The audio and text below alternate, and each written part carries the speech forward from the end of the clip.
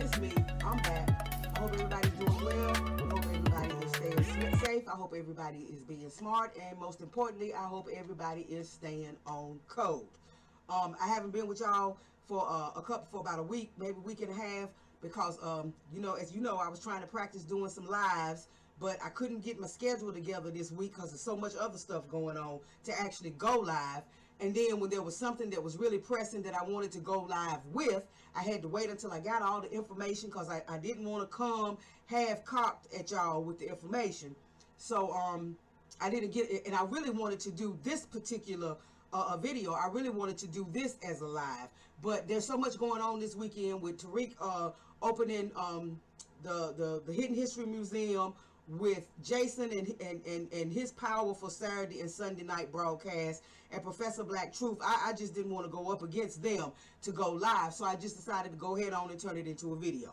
So that's what I'm doing. So I really appreciate everybody being here. I appreciate y'all showing your support. So let's go ahead on and let's get right into this, because I don't want to be here long, but it's some things that just need to be broken down. Okay, let's just be honest. There's some things that need to be broken down. As you can see from the thumbnail, yeah, we're going to talk about some tethers. You understand what I'm saying? We're going to talk about tethering. We're going to talk about tethered. We're going to talk about tethers. We're going to talk about that whole thing. Now, as many of you know, especially those who are subscribed to my channel, who watch my videos, as you know, I have said absolutely nothing on this channel about this so-called diaspora wars that's going on between the black immigrants and foundational black Americans, and I have said absolutely nothing about it.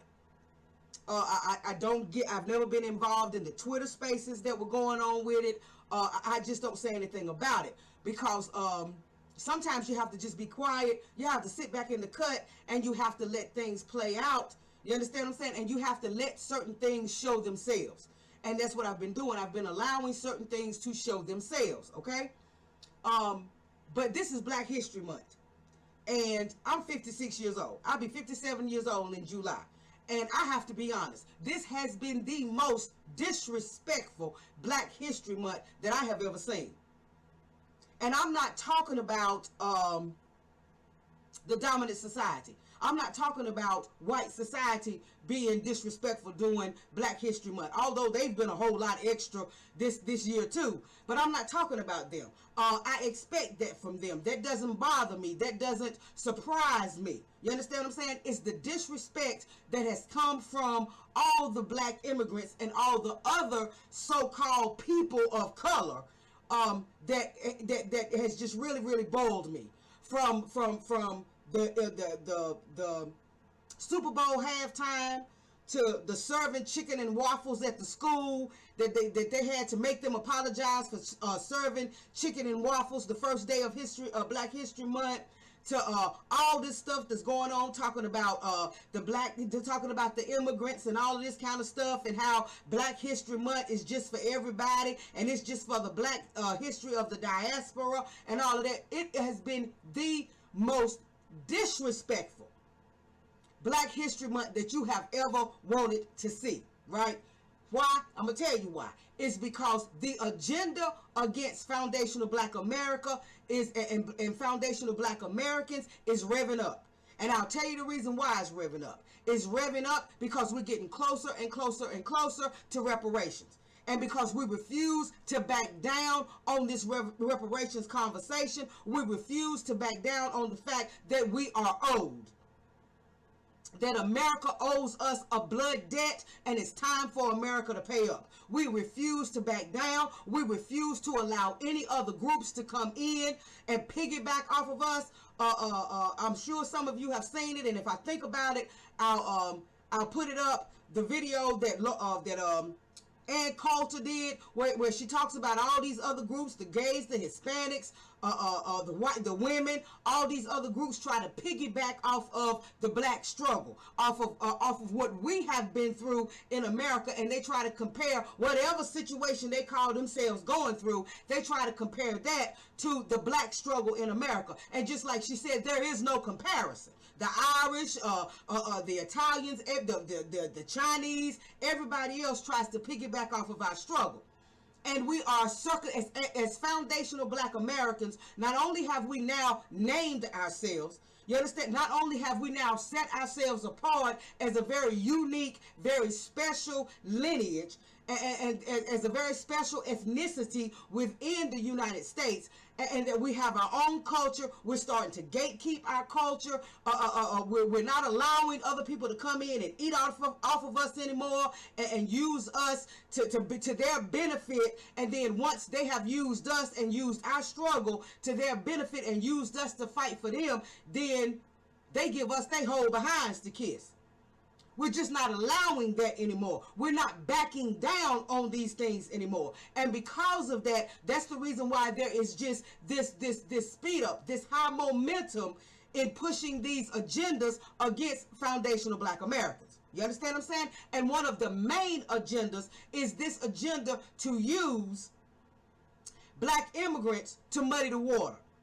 To use Black immigrants to clump us all together. You know, understand what I'm saying? And the Black immigrant class is going to say, oh, well, we don't need reparations. They already saying it. They already saying it about us. Oh, they don't need reparations. What do they need reparations for? What racism? There's no racism. So I just want to get into some things that the one thing that happened this month, as a matter of fact, just a few days ago, that was just the straw that broke the camel's back for me. And I was like, okay, now it's time for me to speak on this. I have got to say something. It's laying on my heart. It's on my mind. I can't get it off my heart. I can't get it off my mind. So I need to say something. And the fact that this particular thing that I'm getting ready to talk to you about, the fact that it happened now is no coincidence. The fact that what I'm getting ready to let you listen to, the fact that it came out now, that it came out during Black History Month, and that it came out this month in particular, that it came out just a couple of days before this major event was supposed to take place, none of that is a coincidence. It's not an accident, okay? So I want to make sure that you understand that, all right? So let's get on into this, because like I said, I'm going to try not to be here too long, but I got to break this thing down. Yeah. Hold on. Let me get this right. Now, in this clip is coming from Nation State of Mind, this Omawali Africa, right? This is some guy that has some YouTube podcast, and that's his name on Twitter, Nation State of Mind, right? And evidently, he did some kind of interview with Professor James Smalls. And I'm sure most of you who listen to me also listen to Tariq. You also listen to Jason Black. You also listen to Professor Black Truth. You also listen to others in the new Black media. And he did this podcast, and there's this other chick on here named Aunt Neferko or something like that. But anyway, I don't know whether these are actual Black immigrants or whether they're just, you know, these Pan-Africanists that have taken on these African names or whatever. And most of us know that Professor James Smalls is a Pan-Africanist, right? He spends a lot of time in Africa. He's done a lot of African studies. Over the years, he has spent, you know, he has learned under great African scholars, the whole 9 yards. And as a lot of you know, he has been in, if I'm not mistaken, now if I'm wrong, y'all correct me, but I do believe that Professor James Small has been in every last Hidden Colors movie that Tariq has done. And he's done 5. Hidden Colors 1, 2, 3, 4, 5. It I think he was also in Buck Breaking, if I'm not mistaken. Because I know Brother Kaba Kamene, I know he's been in all of the Hidden Colors. He was in Buck Breaking. He was in, I know he's been a part of it. And I think Professor James Smalls has been a part of all of them as well. So his relationship with Tariq and with Hidden Colors goes back years. Okay? And anyway, he was doing this interview. And somehow or another, now the way the thing was explained to me, he was doing this interview, and I think the word tether came up. You understand what I'm saying? Everybody tries to act like Tariq is the one that came up with that word, and that the word tether is supposed to be so demeaning, and that the word tether is supposed to be meant to describe every black immigrant, or describe every black immigrant from Africa, or whatever. No, that's not what tether means. And Tariq Nasheed was not the one that came up with this word. As a matter of fact, all Tariq did was make the word mainstream. You understand what I'm saying? And kind of added to its meaning and kind of pushed the word out there. But Tariq is not the one that came up with this word. But anyway, I think that's what they got on in this interview. They got on this word tether and talking about Tariq's rhetoric and how they call FBA a hate group and all this, and how they try to spread this false narrative that all FBAs hate all Africans and all black immigrants and all that, which is an absolute lie. Because if anybody actually really takes the time to listen to Tariq, Tariq shouts out the motherland all the time. He shouts out the riders in the motherland. He talks about the love that he gets in Africa when he goes to the African continent. He talks about all of that, and he makes it clear, no, he's not talking about all immigrants. He's not talking about all folks from Africa and the Caribbean and all of that. He's just talking about the coon class that comes over here. And 9 times out of 10, that's pretty much about all that they gonna allow to come over here at this point is the raccoon class. Those that they don't have to fear, those that are not threatened, those that feel like they are obligated or obliged by the United States government just to be here, so they're not going to stand against white supremacy. They're not going to stand with us and fight with us against white supremacy. They're going to be the ones, like we've said, to say racism. What racism? Racism doesn't exist. How many of them have we ourselves heard say racism? I don't know what racism is. And talk about how great the opportunities are here in the United States, and how and how blessed and how fortunate black Americans are to have been born here and raised here in the United States. Okay, but first, I want you to hear this, and then we'll get into breaking down this stuff about this word tethered. And now you understand the reason why you see the thumbnail that you see, and we'll get into breaking down about this word tether. But let's hear what Professor James Smalls had to say about Tariq and how he called Tariq out specifically by name publicly. Okay, so y'all just listen. And like I said, he was on this podcast with this dude that does not like Tariq. He automatically does not like Tariq, and I'll read some of his past tweets that show how he feels about Tariq and about FBA, about foundational black Americans. Okay, so just listen. That critical, I was in Let's Talk. Yeah.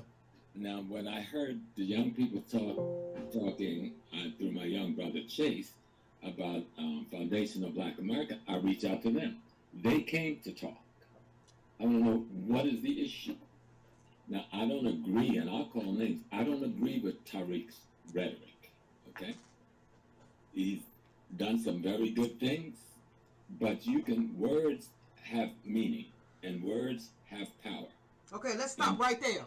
He's talking about words have meaning. So again, there we go. They're talking about this word tether. They're talking about Tariq's rhetoric. I don't know what rhetoric they're talking about, because Tariq, we'll get to that.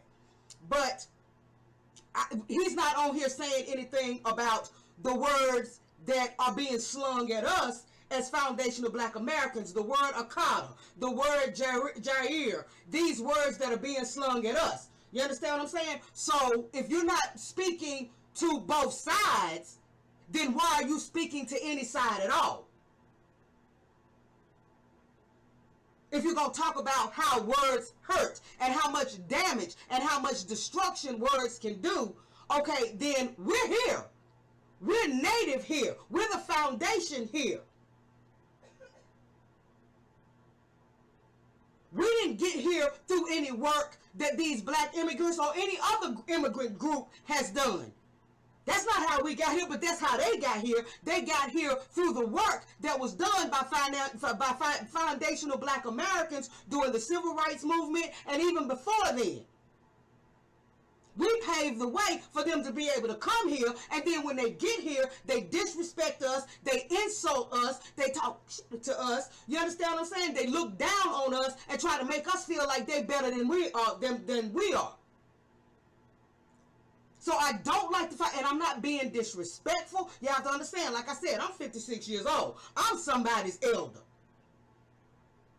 So in no way am I disrespecting Professor James Smalls, but I don't like the fact that he called Tariq out. I don't like the fact that he called Tariq out based on something that somebody else is telling him. And if you were going to call Tariq out for his rhetoric that you think is harmful, then why didn't you call out the Black immigrants, whether it be from Africa or from the Caribbean or wherever? Why didn't you call them out as well for their rhetoric against us? But we're going to get into the hypocrisy of this in just a minute. And like I said, it's no coincidence that this was done during Black History Month, and that this was done just days before Tariq had announced that he was doing the grand opening for the Hidden History Museum. Right. This comes out just days before the grand opening of the Hidden History Museum. You understand what I'm saying? And most of Tariq's haters, most of the naysayers, most of the people talking about he wasn't going to do it, most of the people finding fault in it and all of that, most of the people have been immigrants. So let's go back and listen from the beginning. At critical, I was like, let's talk. Yeah. Now, when I heard the young people talking through my young brother Chase, about Foundation of Black America, I reach out to them. They came to talk. I want to know, what is the issue? Now, I don't agree, and I'll call names, I don't agree with Tariq's rhetoric, okay? He's done some very good things, but words have meaning, and words have power, and you can use it. And I don't like that condescending, he's done some good things. Okay, he's done more than I've seen most do, because he puts his words into action. That's the reason why people support him. That's the reason why when he puts out a crowdfunding, he gets what he asks for, and then some. It's because people have realized down through the years that he produces exactly what he says he's going to produce, and it don't take years and years and years for him to do it. So he's doing the work. He's waking folks up. But let's keep going. Once you've got a technology like we have today, one word can be so destructive you couldn't imagine it. Yeah. When you are constant in using the N-word, and you're constant in condemning an African simply because they're an immigrant, and you're constant, then there's something wrong. And see, therein lies the lie right there. Did you hear what he just said? When you're constantly condemning an African because he's African. At no point has Tariq ever done that.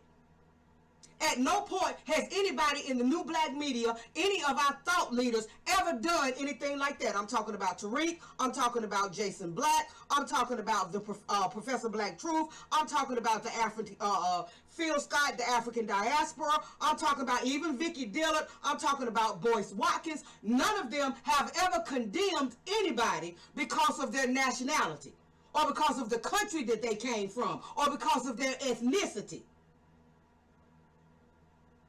So therein lies the lie. So you wonder who is feeding Elder James Smalls, who's feeding him this false information, and got him out here calling out Tariq like this, like Tariq is doing something that ain't already. Let's just keep going.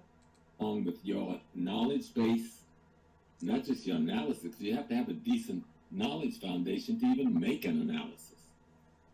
Tariq has pulled together a lot of fantastic scholars, Now, how much of that scholarship he has absorbed becomes another question. And he's my friend and my brother. And see, I don't like that.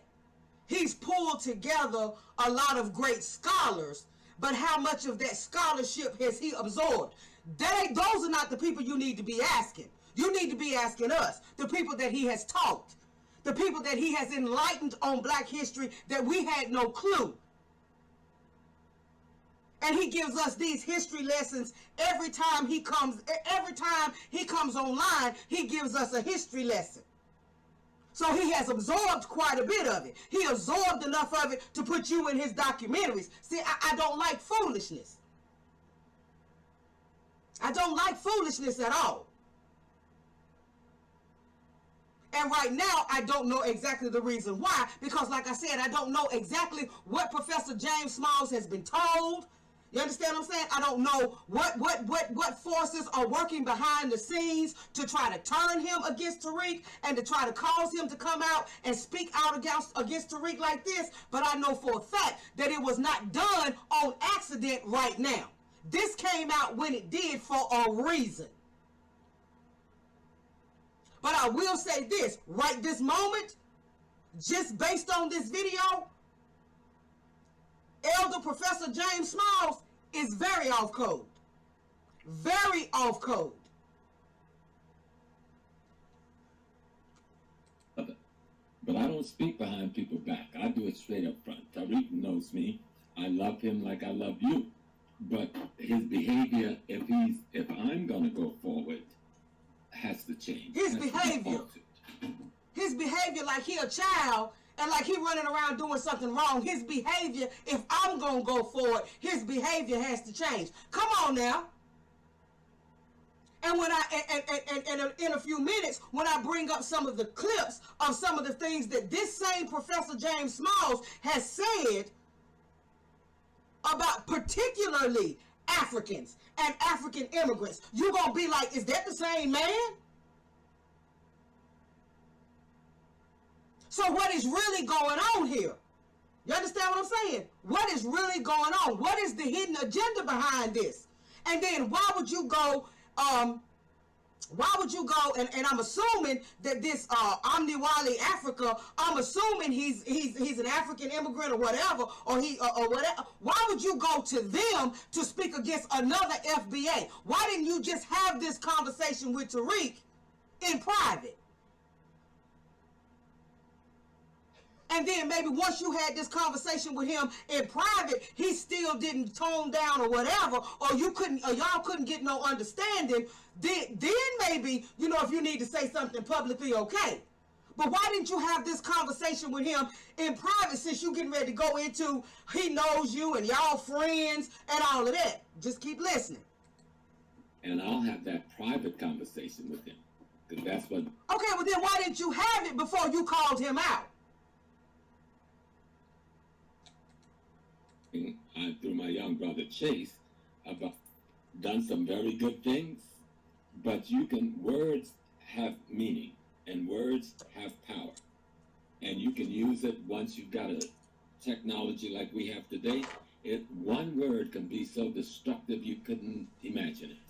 Yeah. When you are constant in using the N-word, and you're constant in condemning an African simply because they're an immigrant, and you're constant. And that is nothing that we have ever done. That is nothing that true FBAs don't do that. Now, you might have some trolls on Twitter. You might have some trolls on the internet. You might have some agents and some ops that slipped in, and they might be doing some stuff. But true FBAs, we don't do that.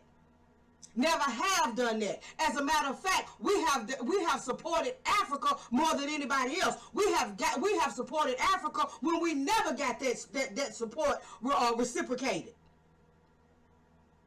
So that's not something that foundational Black Americans do. That's not something that we do to Africans or any other group of people. Not as a whole, not as a collective. Then there's something wrong with your knowledge base, not just your analysis. You have to have a decent knowledge foundation to even make an analysis. Tariq has pulled together a lot of fantastic scholars. Now, how much of that scholarship he has absorbed becomes another question. And he's my friend and my brother. But I don't speak behind people's back. I do it straight up front. Tariq knows me. I love him like I love you. But his behavior, if I'm gonna go forward, has to change, has to be altered. And I'll have that private conversation with him. Because that's what brothers do. And I've talked to some others and told them I'm gonna have that conversation and suggest that they do the same thing. When we did the rally in DC, you did not hear a bunch of that rhetoric going on. You didn't hear any of it, really. I went backstage with the brother. We sat down, we met, we bumped heads a little bit, but we walked out of there united, understanding that we're talking about unity and not about labels. Okay, what was the name of the rally? The name of the rally was FBA Rally for Reparations. And Professor James Small spoke at that rally. FBA Rally for Reparations. So you knew when you went to this rally, you went to this rally that was named under Foundational Black Americans. But now all of a sudden, you getting ready to going into talking about labels. Okay, but you don't mind us using this African American label that Jesse Jackson gave us back in 1988 at the behest of this system.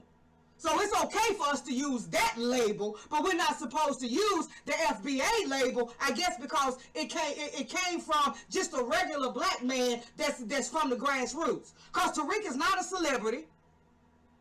Tariq is not an entertainer. Tariq is not a politician. Tariq is not government sponsored. Tariq is not corporate sponsored.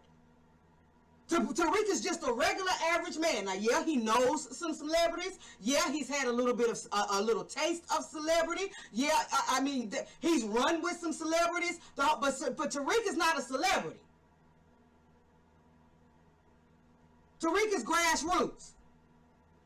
Tariq goes to the people to get his support. So what's the difference between us calling ourselves African Americans? That's a label that a black man put on us. But that was a black man that was a part of the establishment.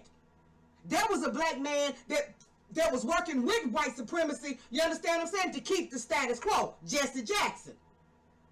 So if we can walk around for all of these years, since 1988, and carry that label, African American, then why can't we be FBA? Why can't we be Foundational Black Americans? But now he gonna get into all of this about labels.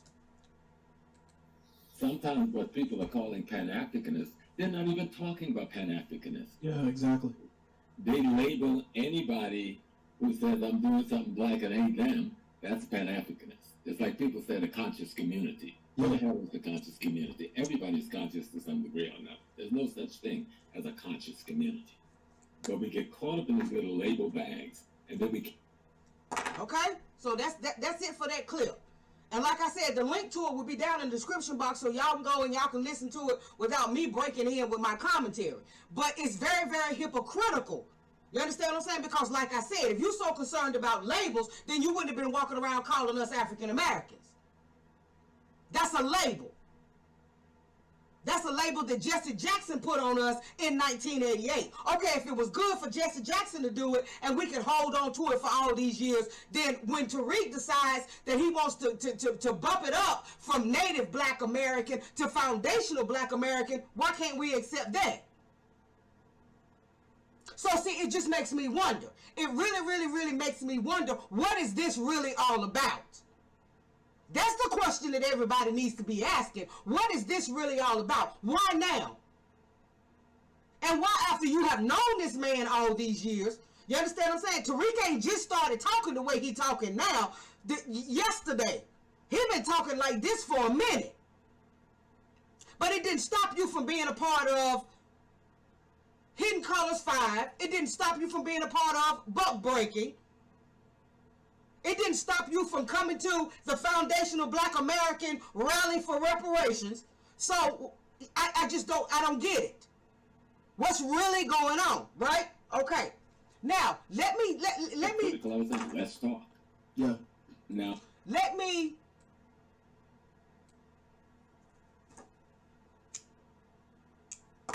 And I'll have this Amawali Africa. I'll have his Twitter page linked down in the description box. Now, somebody on Twitter by the name of Bold Justice pulled up the hypocrisy of what's happening here. You understand what I'm saying? Okay, you got this man on here calling Tariq out. You understand what I'm saying? But he ain't saying nothing about the negative stuff that you have said about FBA. So let's just read some of the tweets that came from this Amawali Africa dude concerning FBA. This was 6/24/22. Nation state of mind.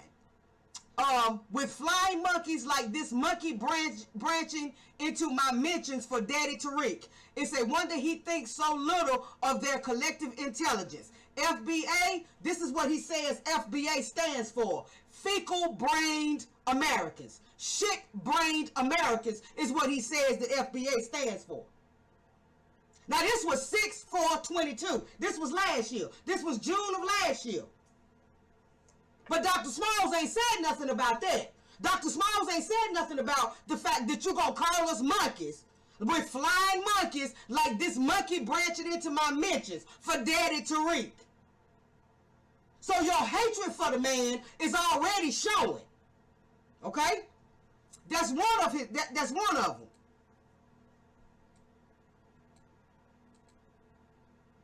Here's another one.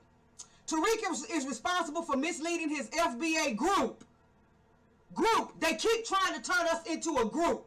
They just will not leave it alone and just accept the fact that it's a lineage. They keep trying to turn us into a group. Tariq is responsible for misleading. Now this was 10/7/22.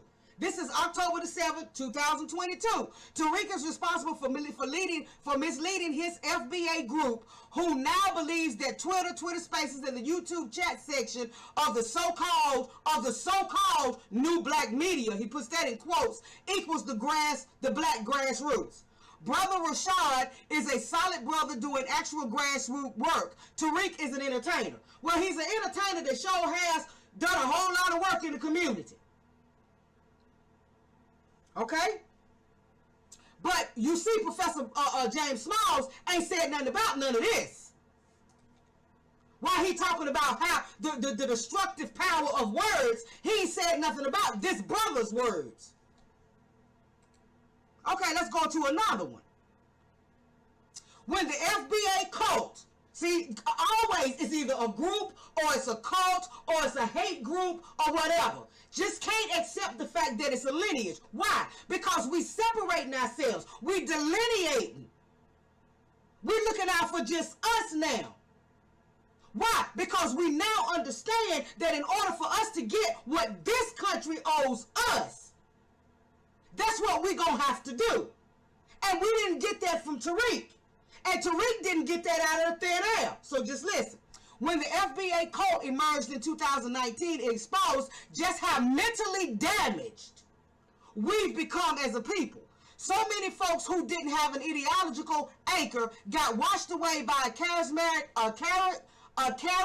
charlatan and reparations fever. See, that's what's wrong with these folks. These folks realize that if reparations come down as it stands right now, they're not entitled. They're not eligible. And it's driving them crazy. And now you have pulled in one of our FBA elders and got him speaking against Tariq. Why? Because you stupid enough to believe that Tariq is a leader of a group. No, we FBA. Without Tariq, we don't keep going forward. Why? Because that's what he taught us to do. He taught us that the code is the leader. Logic is the leader, not him.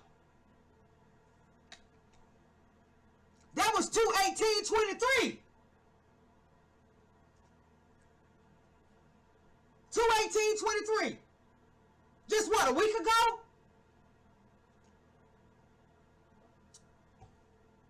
But Elder Professor James Smalls ain't said nothing about this. But you yourself was just at the Foundational Black American Rally for Reparations speaking in November.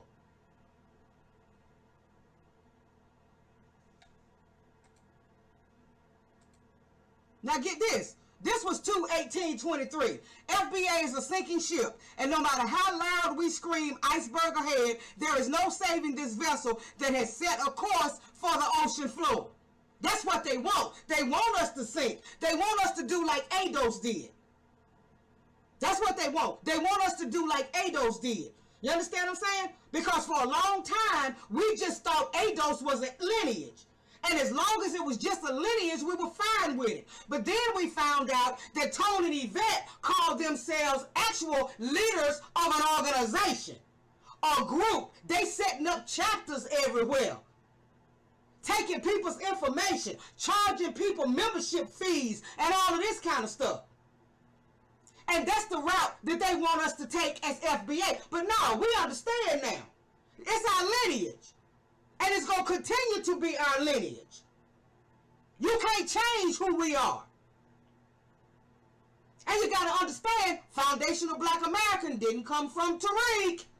And he done already said this himself over and over and over again. For those who really listen to him, for those who really tune in to his broadcast, he done said over and over and over again that foundational Black Americans did not come from him. It came from another one of our elder scholars. We're going to get into that.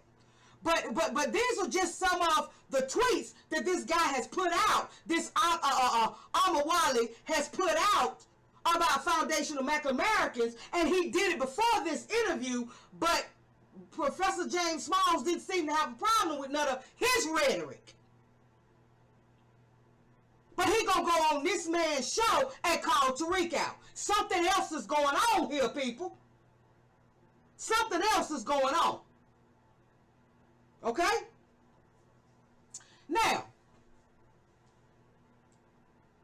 since Professor James Smalls decided, and that became my goal.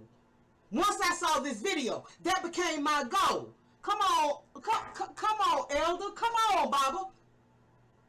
Tariq got what he got from y'all. You understand what I'm saying? He got it from y'all. He just pushing it to the next generation. And he getting the next generation involved. And he getting the grassroots involved. But he got this from y'all. Why are you doing this? So it became my mission to show where Tariq got it from. Because I'm tired of folks lying. I'm tired of these false narratives. I'm tired of the BS. I'm tired of all these folks running around here lying, talking about Tariq causing division. How you going to divide something that's never been united? How you going to divide something that's never been together? The African diaspora has never looked out for us, foundational Black Americans. Nobody has ever looked out for us. We welcome everybody with open arms. We give what little bit we have. We share what little bit we have. We make it possible for you to get here and for you to better your lives. And as soon as you think you done a little something, you side with white supremacy against us. How do you divide something that has never been united? How do you divide the United States? The United States has never been united. Not for black folk. Not for native Black Americans. Y'all forgive me, but I'm very passionate about this. Because I don't like when I see stuff like this happen. Not when I know that there's an agenda pushing this. Not when I know that there are hidden hands behind this. Not when I know that this is too coincidental to be an accident. That you're going to do this not only during Black History Month, but you're going to do this just days before this man opens up this museum that he promised us.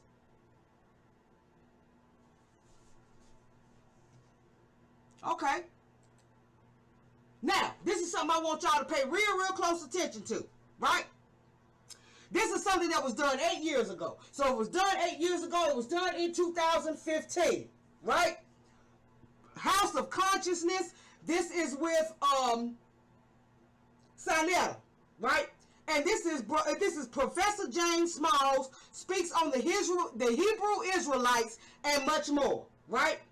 Now we're not gonna listen to this whole video because this whole video is like an hour and 20-some minutes or whatever, right? But I want you to listen to this to the very beginning of this video and listen very carefully to what Sarnetta asked Professor James Smalls and listen to his answer. Listen to his answer.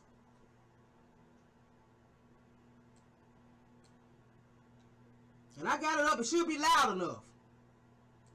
Let me ask you this question, brother. You are always in Africa on the regular. That's Sarnetta talking. And he's asking this question of Brother James Smalls. Like I said, y'all already know. All of this information will be down in the description box, and y'all can watch all this stuff for yourself, okay? I don't see them participating in our Hold movement. on. I'm going to take it back to the beginning. So Let me ask you this question, brother. You are always in Africa on the regular. I don't see them participating in our movement. Let me finish. You got the African Day Parade. You don't see the Africans. You got the festival that be going on in Brooklyn.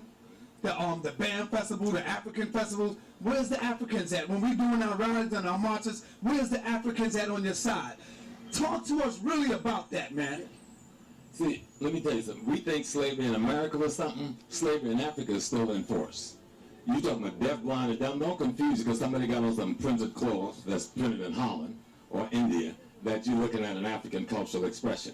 That's not an African cultural expression. That cloth was printed in a European country and then sold to Africans. And they've accepted that as their cloth. You understand what I'm saying? Just that piece. Now, they do speak the language, but they know less about their history than you and I do. So you've got a deaf, blind, dumb, backwards person speaking an African language, coming from the African country. Now, you heard what he said. A deaf, dumb, blind person speaking the African language, coming from the African country. This is Professor James Smalls talking about African immigrants 8 years ago, in 2015. Let's go back to the beginning. Let me ask you this question, brother. You are always in Africa on the regular. I don't see them participating in our movement. Let me finish. You got the African Day Parade. You don't see the Africans. You got the festival that be going on in Brooklyn. The band festival, the African festivals. Where's the Africans at? When we doing our rides and our marches, where's the Africans at on your side? Talk to us really about that, man. See, let me tell you something. We think slavery in America was something. Slavery in Africa is still in force. You talking about deaf, blind, and dumb. Don't confuse you because somebody got on some printed cloth that's printed in Holland or India that you're looking at an African cultural expression. That's not an African cultural expression. That cloth was printed in a European country and then sold to Africans. And they've accepted that as their cloth. You understand what I'm saying? Just that piece. Now, they do speak the language, but they know less about their history than you and I do. So you've got a deaf, blind, dumb, backwards person speaking an African language, coming from the African country, came here to be a parasite on their own people. Hold on. Came here to be a parasite on their own people, but y'all complaining about the word tether? And he just called you a parasite? But you complaining about the word tether? And you got this man coming on your platform going off on Tariq because Tariq used the word tether? And because Tariq put the word tether into the mainstream, but you just called them parasites. 8 years ago, you just called African immigrants parasites. You doubt me? Let me let you hear it again. On some printed cloth that's printed in Holland or India that you're looking at an African cultural expression.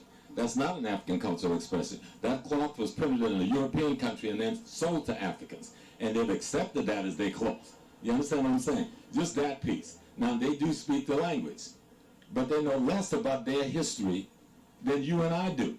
So you've got a deaf, blind, dumb, backwards person speaking an African language, coming from the African country, came here to be a parasite on their own people with no respect for themselves as human beings, and then because they speak a language, try to play you off like they got something culturally that you don't have.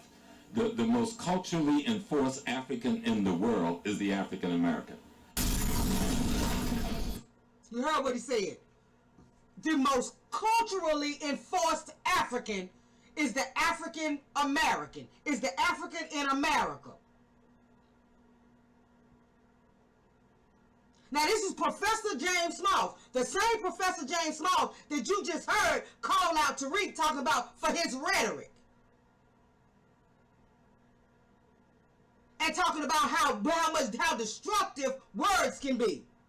8 years ago, doing the same internet. This is a video that you can see on YouTube. Same technology. Now, the word tether hadn't come out then. But he went even further. He called you a parasite, to come and be a parasite on your own people.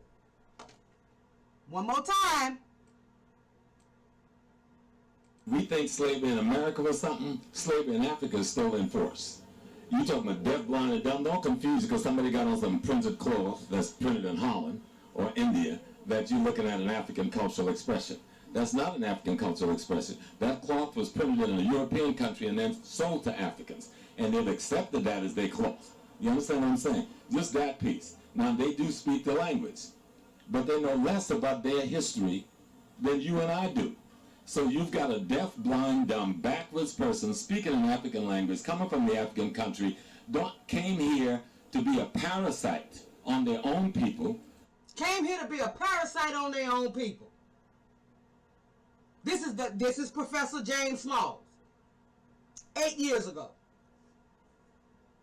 Now he goes on in the interview to talk about us as African Americans, and he calls us African Americans. So like I said, if it's okay for us to accept the label of African American, why is it not okay for us to accept the label of foundational Black Americans?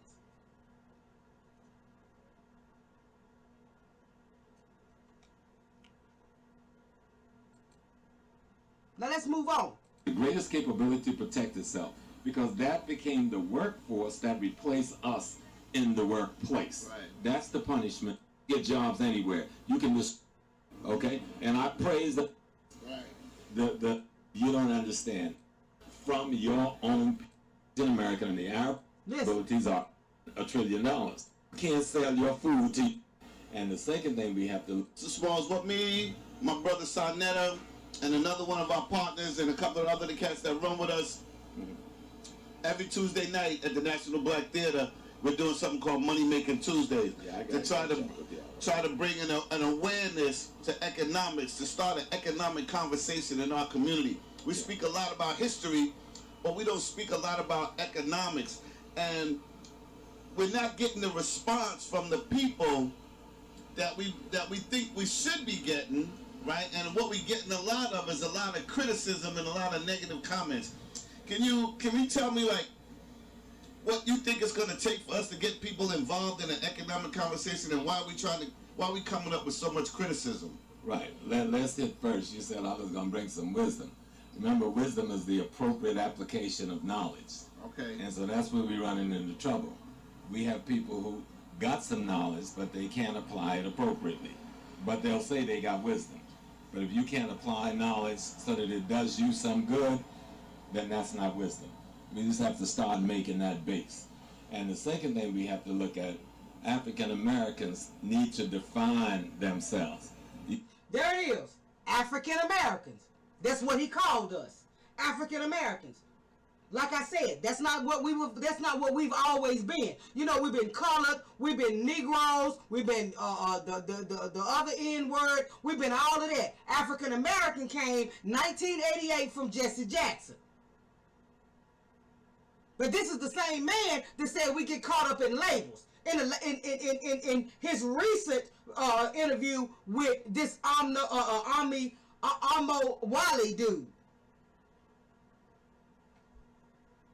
You can't say no profanity over this, right? Because I was going to put it, they need to define their black asses, because they don't understand how friggin' confused they are. And I'm going to call the names. The Arabs in the community, they got their shit hooked up with Arabs. So they got control of all the stores. That's not some accident in history. That's a network that had the U.S. government assisting them. The Koreans, they got all the dry cleaners. That's a network, an international network financed by folks from outside of this country and promoted by the government of the United States. If you look at the nail issue, imagine black women going into a place, having their nails done by Asian women who wouldn't piss on them if they were on fire. I mean, that's some deep shit that we really messed up like that. We can't even, black beauty shops can't even do their thing because black women are going in other ethnic group beauty shops getting their hair done. The way you make money, you sell your culture to yourself, all right? If you can't sell your food... Okay, you heard that. You sell your culture to yourself. Who has been teaching us that? Who has been telling us to do that? Who has been giving us that game? Tariq Nasheed. Make money on your own culture. You're the one supposed to be making money on your culture. Not other people making money on your culture. You are the one that's supposed to be making money on your culture. I'm telling you, Tariq got his game from them. And then you gonna turn around and call him out when he got the game from you? Let's hear that again. Apply knowledge so that it does you some good by Asian women who wouldn't piss on them if they were on fire. I mean, that's some deep shit that we really messed up like that. We can't even, black beauty shops can't even do their thing because black women are going in other ethnic group beauty shops getting their hair done. The way you make money, you sell your culture to yourself, all right? If you can't sell your food to yourself, and you can't sell your nails to yourself, and your hair to yourself, and your barbershop to yourself, and your clothing styles to yourself, then you're going to be a slave of whoever's selling that shit to you. And that's what it comes down to. I think Claude Anderson said, yes, last year we spent we spent $1 trillion. It was meaningless because it wasn't aggregated, it wasn't organized, it wasn't brought together. And so we have many black people who are working, and they have to be in order for us to spend $1 trillion. Right. But they have no bonding relationship to the group. If you look at people from China, from Japan, from the Arab nations, from Britain, from France, they are the Italians, the Poles, they bond to their group.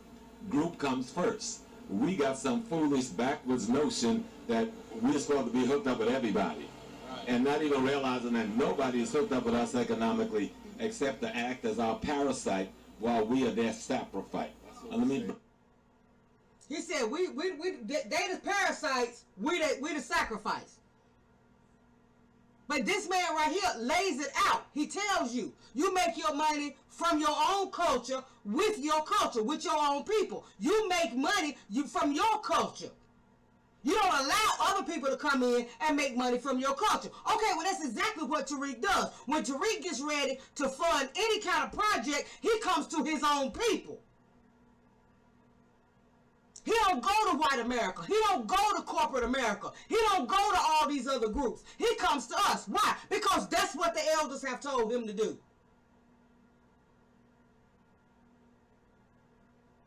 And that's exactly what he's doing, and that's exactly what he's been trying to teach us to do.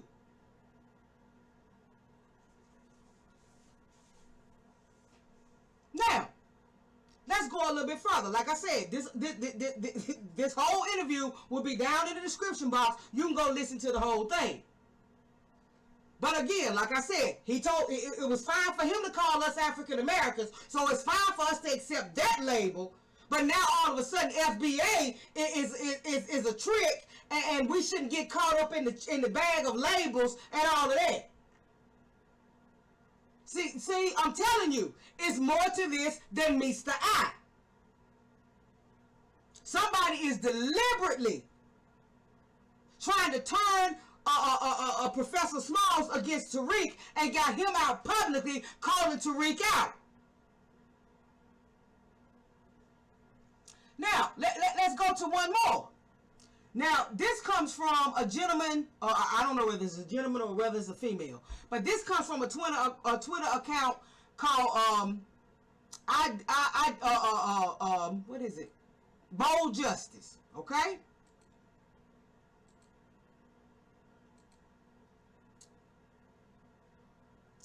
And this is another clip from Professor James Smalls. And he's talking about the black immigrant You understand what I'm saying? In comparison to, or in relation to the native Black American, the foundational Black American. Okay? Now, hold on, because I have to turn this up for you to be able to hear this, because this is real low. So let me put it on 100 so that you can hear. And just listen very carefully. Like I said, all of this will be linked in the description box, so you can go at your own leisure, during your own time, and listen to these full clips.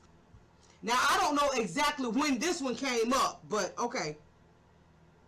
Us deny our identity as African Americans, while other Africans come from other places and try. And again, he called us African Americans.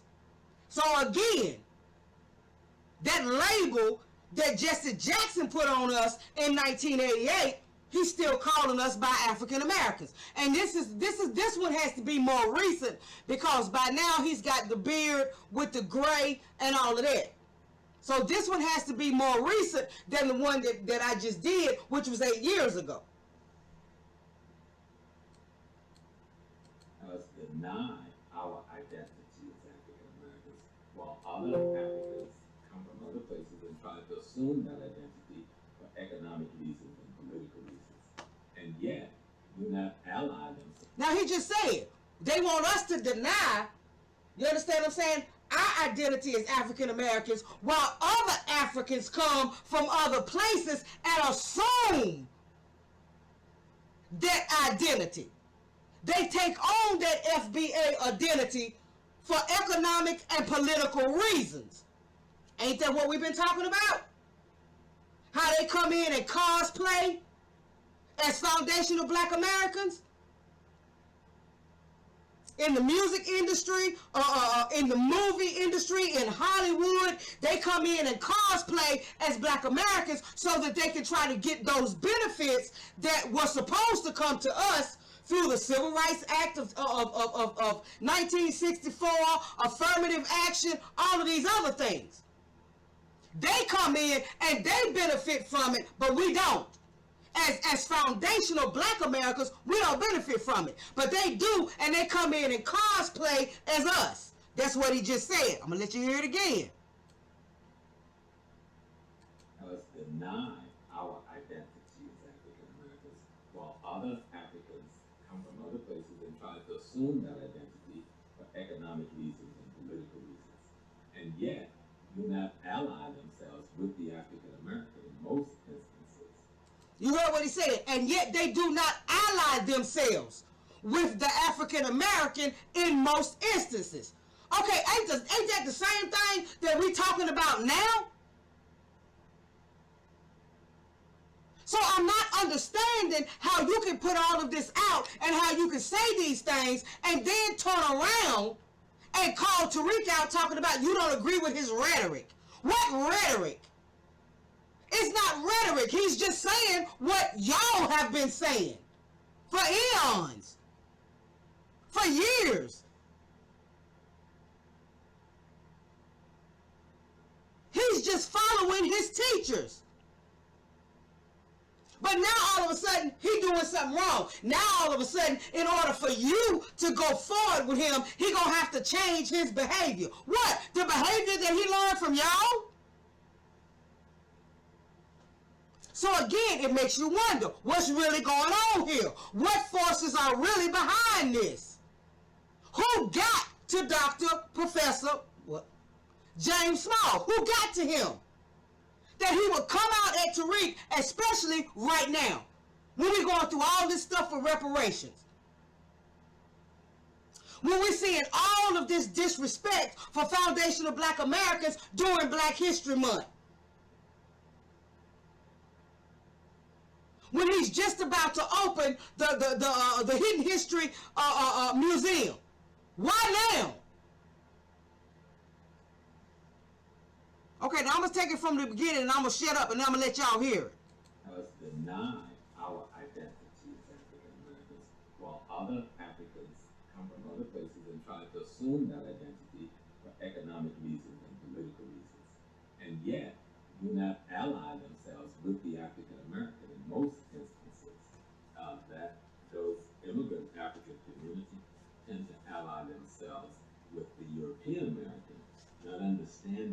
historical relationship. Now I gotta stop there. You heard what he just said. That immigrant African community normally, usually aligns themselves with the white, the European community. Not the native black American, not the African American community. They align themselves with the European community. Now, this is Dr. James Smalls talking. If you think I'm lying, like I said, it'll be in the description box. You can go listen to it for yourself. Between the African American and the European American is, or the war, the cultural war, and the spiritual war, and the economic war, and the political war that still exists between those two communities. So when you're an African from another place, you come and say, well, I can't get caught up in that, I'm here to make money, then you ally yourself with someone I'm at war with and wonder why I treat you a certain way. So you need to understand what you have just done. Besides disrespecting me and my country, something I would us deny our identity as African Americans. Something I would us deny. And at the end of the clip, he says that you have just. Besides disrespecting me and my country. He says you have just disrespected me in my country. Something that I would never do to you, and it cuts off. What he was getting ready to say is something that I would never do to you in your country. But this is the same man that just called Tariq out for saying the same things that you're saying right here. The same thing that you just got finished saying in the clip that I played before this. So what's really going on? What is this really all about? Who is really behind this thing right here? Because there's more to this than meets the eye. Believe me when I tell you. It's a part of this whole agenda, you understand what I'm saying, to replace foundational black Americans with black immigrants. Black immigrants that have been vetted, black immigrants that that this system knows will not be a threat, will not buck the system, will not fight against white supremacy. Okay, now let's keep going. Let's get into this whole thing about tethers, okay? We're going to get into this whole thing about tethers.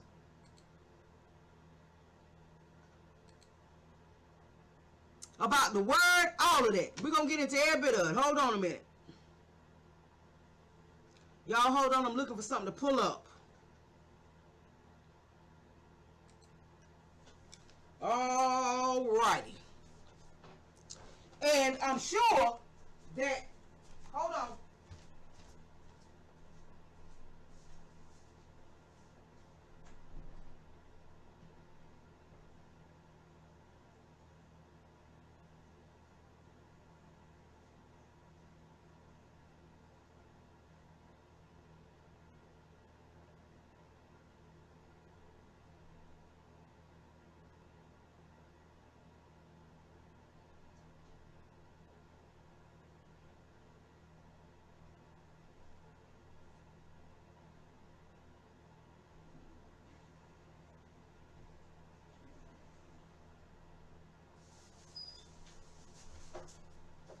Alright, y'all forgive me, I had to check something. And y'all can go and y'all can, you know, check out this definition of tether. But this is the Merriam-Webster Dictionary definition of tether. A line as of a rope or chain by which an animal is fastened so as to restrict its range of movement. A line to which someone or something is attached as for security, right? So a tether is just like something that holds two things together or holds something in place or whatever. That's the definition of tether. The word tether is very real. So it's not some made up word. It's not some word that Tariq Nasheed just made up. You understand what I'm saying? Let's be real. It's a real word, okay? Now, for those of you who follow Tariq and you watch his broadcast and all of that, you know what Tariq is all about. You know, you follow Tariq Radio on YouTube. you follow him on Twitter, Instagram, or you have been in his Twitter spaces or whatever, y'all know that back in, let me get it right, because I want to get it right. So y'all hold on a minute, because I got some stuff up here. That back in 3 years ago, would have been back in 2020, Tariq did a review of the movie Us. And the movie Us was that movie about the folks that lived above ground and the folks that lived below ground. They were clones, they were tethered, the whole 9 yards, right? Okay, now prior to this, to this review, Tariq was still ADOS. He had come up with the foundation of Black Americans, but he wasn't pushing that as much as he was still pushing ADOS, right? And what happened is Tariq found out that Tone and Yvette were actually pushing this thing as not just a lineage, but also as a group, an organization, a political organization, a front for the Democrats, a front to push all kind of democratic agendas and all kind of that stuff. And that's the reason why there was this separation between ADOS and FBA, and Tariq started wholly pushing FBA, right? Now, it was doing this, and I'll have the links to these 3 videos because these 3 videos are very important. It was doing this review of the movie Us that the word tether in connection with immigrants, with Black immigrants, popped up, right? But it didn't pop up from Tariq. It actually first showed up in the chat. And if y'all pay attention to the video, I'll have pictures of a couple of chats where it popped up, right?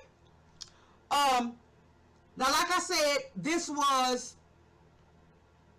3 years ago. He did this 2020. And if you go back,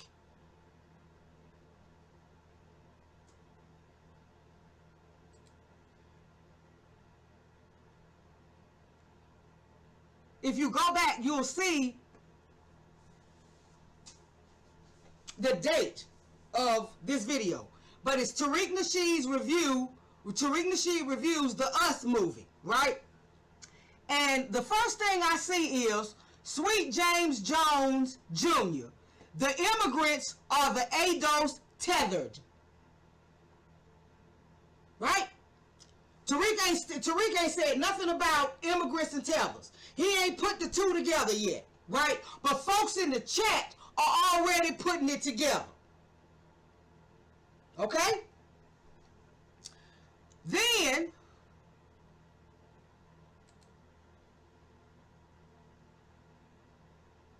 there's another one on that same,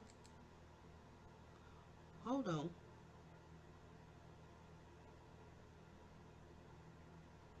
No, it was another one on that same, let me pull that picture up, y'all. Hold on.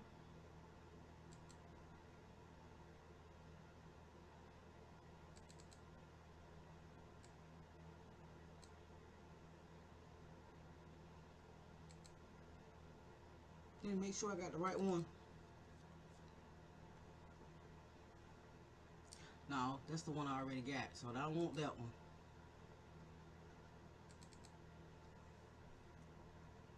Alright, then it was Leo Scarpoli. Now this is in the chat from that same video. Tariq Nasheed reviews the movie Us. He says immigrant tethers. Right? Now, like I said, in the video, Tariq still ain't put together the immigrant and the tether. He still ain't done that. He still has not made the correlation. He still has not made the connection. He has still not called any immigrant a tether. But it's already being said in the chat. That's where it came from. It originated in the chat. Okay? Then, is that the picture that I already done?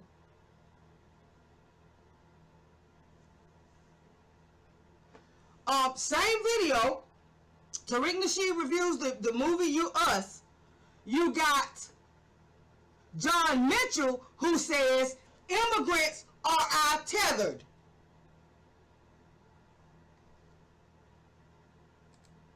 Okay. Then Tariq Nasheed does the video about a week later. Tariq Nasheed was America built by immigrants, right? And you got Service King saying replaced by tethers. Now, he's not talking about the movie anymore. He's moved on from the movie.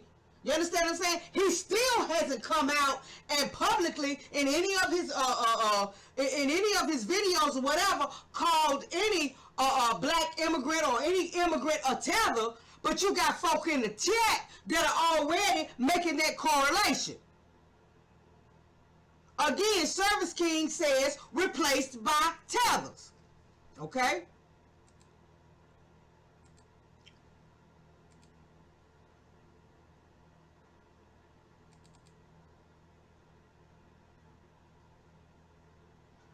Okay, let me see what I got here, because I want to give y'all some different examples.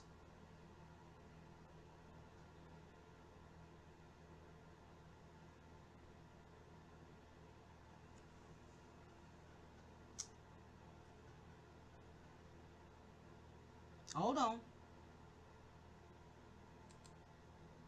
Of where this came from, because this didn't just come up out of nowhere. Tariq didn't just all of a sudden decide that he was just going to start calling people tethers.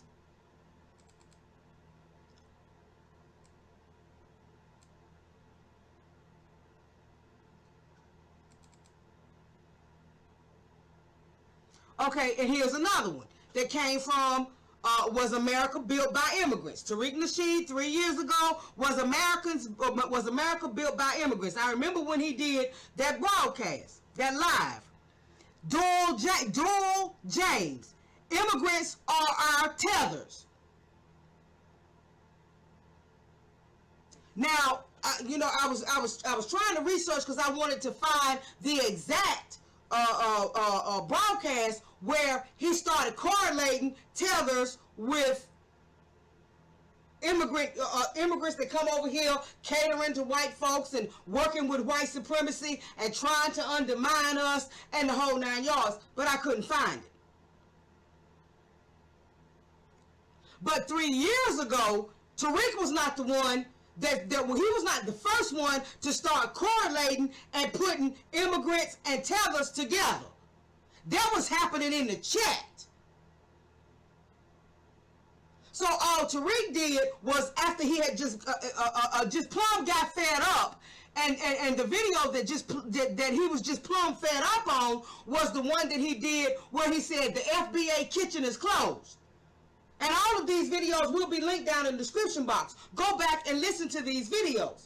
When he finally did that one that just says that the FBA kitchen is closed, that's when he had just got fed up with the disrespect. He had got fed up with all of these immigrants from all different places. Not God knows, not just Africa, but all different places. All of these immigrants coming in talking about how we don't need reparations, how we don't deserve reparations, how black people don't need reparations. They need an apology. They need how reparations ain't gonna help, and he had just got fed up with the disrespect. But understand, Tariq is not the one that originally came up with the correlation between these immigrants and tethers. And to take it even further, even before the movie Us came out and Tariq ever spoke on anything, there was somebody else. Because basically that's what Professor James Smalls just called you, was a tether when he called you a parasite.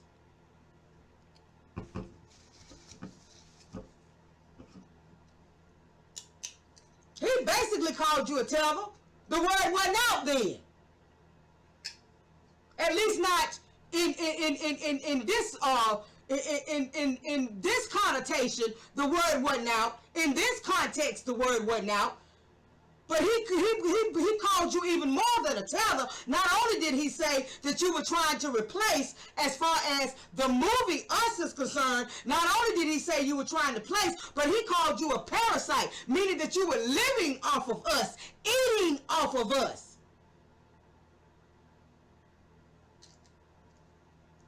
Okay? Yeah, y'all, I just opened the can.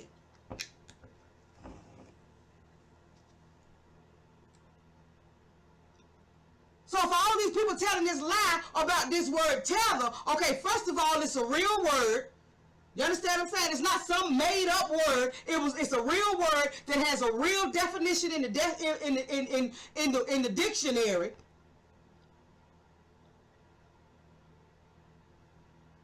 And secondly, there was a whole movie that talks about folks being tethered, connected. And in the movie Us, what happens? Well, the tethered, the clones, eventually end up killing the real folks and replacing them.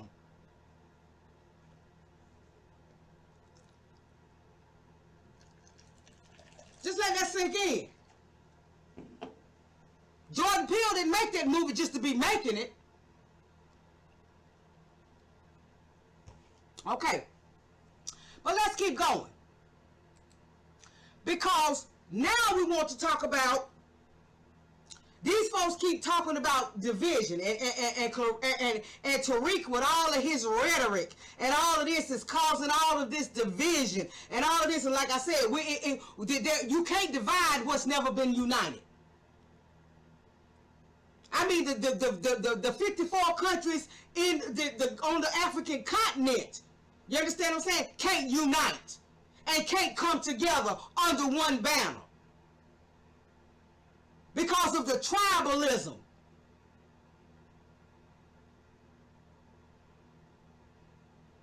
They have never come over here and tried to unite with us and tried to work with us. You understand what I'm saying? And tried to join in with the fight against white supremacy with us.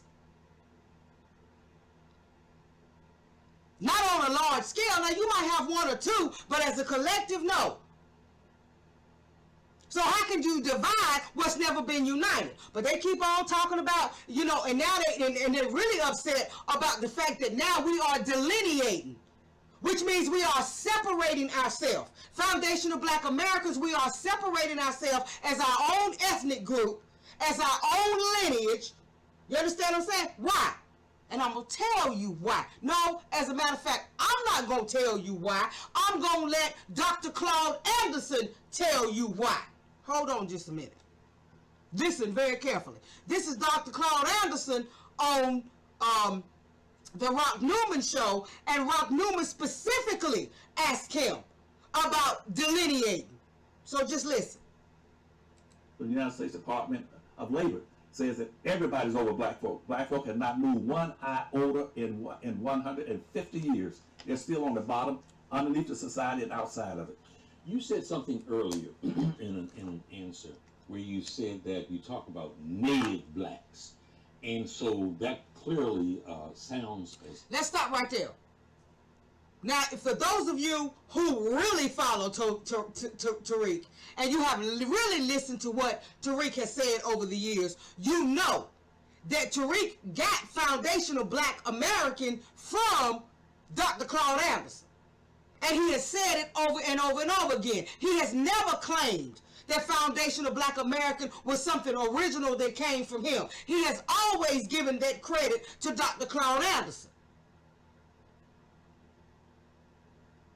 But Dr. Claude Anderson calls us native Black Americans. And Tariq said the only thing that worried him a little bit about that native was that maybe Native Americans could come in, you understand what I'm saying, and make some kind of case if we called ourselves native Black. So he says that he wanted something that would just close it off. Something that couldn't be remixed, something that you couldn't weasel your way in, you couldn't crowbar your way in as another group, and that's when he came up with foundational Black Americans. But he got the whole notion, the whole idea from Dr. Claude Anderson. And you just hear Rupp Newman saying, because that's what Dr. Claude Anderson calls us. He calls us Native Blacks, Native Black Americans. So for all these people running around here talking about Tariq doing this, and Tariq doing that, and Tariq causing conviction, and Tariq with his rhetoric, and blah, blah, and you got Dr. James Smalls himself, who will quote Dr. Claude Anderson. So if you know that much about Dr. Claude Anderson's work, then you know that what Tariq is doing is exactly according to what Dr. Claude Anderson been telling us we needed to do. Okay, hold on. I'm gonna take you back a little bit.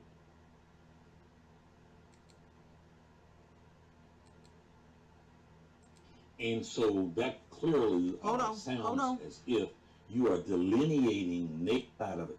You said something earlier in an answer where you said that you talk about Native Blacks. And so that clearly sounds as if you are delineating Native Blacks versus someone that comes here from Bermuda or Jamaica or wherever they may they may come from that is black. That's right. And notice, they're using the exact same words, delineating. The exact same words, delineating. And the purpose of that is what? Because you on the surface, it would be like, hey, everybody here that's black gets treated a certain way. Why are you making that delineation? That is an excellent point. You know why? Because you see, those people coming in from Jamaica or coming in from Africa, they have not been treated like black folk in this country. Mm-hmm. That's the first thing. And secondly, historically, we haven't had those historical spirits. They come in here voluntarily. When they come in here, they bring some cultural act. Come on, y'all.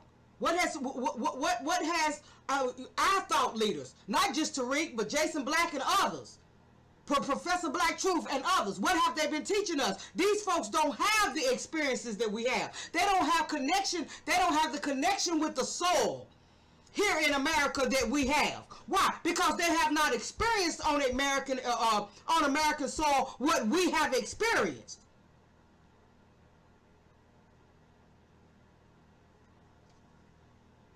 Aspects from Africa. They can go back anytime they want. But the black people in this country are exceptional people. Nobody's been mistreated, maltreated like them. Black folk are exceptional. They're the only people that came here out forcefully, one. Two, they're the only people that denied their humanity. Three, they were the only people that denied a right to enjoy the fruits of their labor. Four, they were the only people that denied the right to participate in government. Five, they were the only people that denied the right to vote. Six, they were the only people that denied the right to have an education.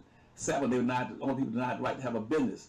Eight, they were the only people that participated in every war that this country has had since its founding, but whose mother country has never been against this country.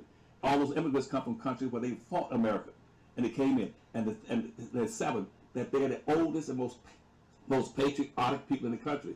Not the Confederates in the South. They're not the most patriotic people waving the Confederate flag.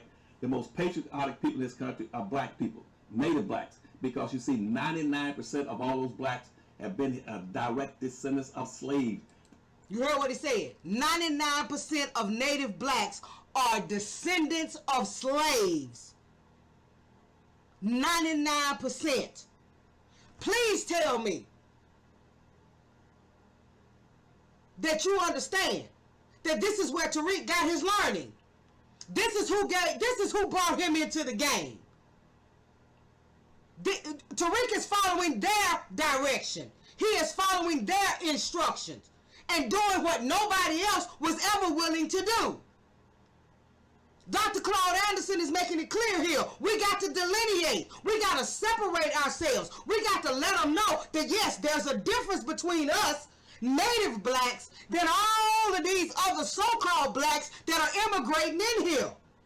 And he'll tell you the reason why. Hold on. They've been here before 99% of all the other people ever arrived in this country. They are special people. And because they're special people, they need to be recognized, appreciated, and reparated for what they've done in this country and building this country. They're the ones that built the bridges, the roads, cut the timber, the trees, that cleared the land, raised the tobacco, cotton, indigo. They're the people that fought the rate in every war to protect this country. The people coming from Africa or coming from Jamaica didn't. They came here voluntarily. And the most important point on this is if you lump them with black folk, then you give the dominant white society a justification to say we don't owe black folk anything. Because you see, there it is right there. And that's the reason why we have seen the level of disrespect that we have seen this year during Black History Month. It's because we refuse to be lumped in anymore. We refuse for everybody to be lumped in, for there to just be flat blackness. Oh, everybody just black. And try to make us into one big monolith. We're refusing to do that. And we are delineating. We are separating ourselves from all the other black folk. Why? Because if you lump us all in with the black immigrants, it messes up our reparation claim. Now listen to what Dr. Claude Anderson is saying in this next little bit. Listen very carefully to what he's saying about our reparations claim, because you know he all about reparations. So keep listening. I'm gonna take that back and let y'all hear that again. fought the rate in every war to protect this country. The people coming from Africa or coming from Jamaica didn't. They came here voluntarily. And the most important point on this is if you lump them with black folk, then you give the dominant white society a justification to say we don't owe black folk anything. Mm-hmm. Because you see, the blackness black people's blackness is more than just color. It is their heritage, it's their history, it's their code of conduct, and more importantly, it is their badge of honor, and it symbolizes the indebtedness that this country has to them. This country does not have an indebtedness to people coming from Africa. It will have an indebtedness to people coming in from the Bahamas. If you lump black folk in there, you deprive black folk of the benefit, the debt is owed them. Don't do that. Did you hear that? America doesn't owe the Jamaican, the African, any other black immigrant, or any other immigrant anything. So that's the reason why everybody trying to get in on our reparations claim. If they can't get in on it, they're trying to do everything that they can to keep us from delineating. That's the reason why FBA is a hate group. That's the reason why FBA is a cult. That's the reason why you got them doing whatever they doing behind the scenes to get somebody like Professor James Smalls to come out and speak against Tariq. Why? Because Tariq is pushing delineation.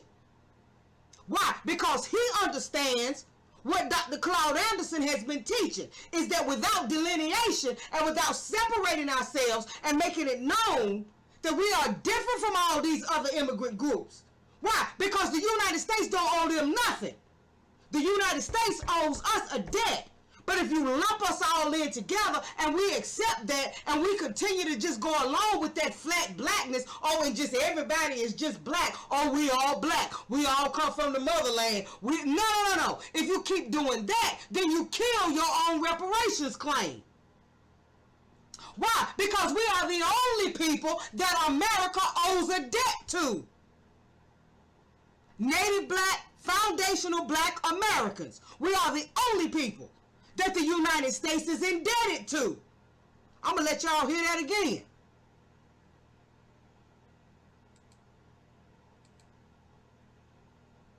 Cotton, indigo. They're the people that fought the rate in every war to protect this country. The people coming from Africa or coming from Jamaica didn't. They came here voluntarily. And the most important point on this is if you lump them with black folk, then you give the dominant white society a justification to say we don't owe black folk anything. Mm-hmm. Because you see, the blackness black people's blackness is more than just color.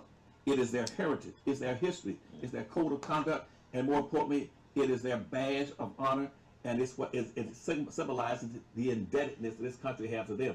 This country does not have an indebtedness to people coming from Africa. They don't have an indebtedness to people coming in from the Bahamas. If you lump black folk in there, you deprive black folk of the benefit, the debt is owed them. Don't do that. You are spitting. And the government knows that. That's the reason why you see all of these black immigrants being brought in and put in these high places. You see them being put in the Supreme Court. You see them being put in as sheriffs and as mayors and as politicians and all of this kind of stuff. Why? Because the United States doesn't owe them anything.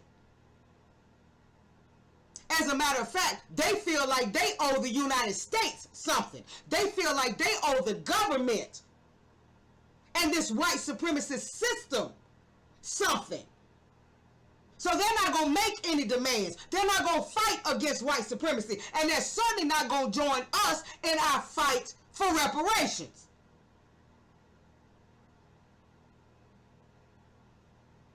So understand everything that Tariq is doing.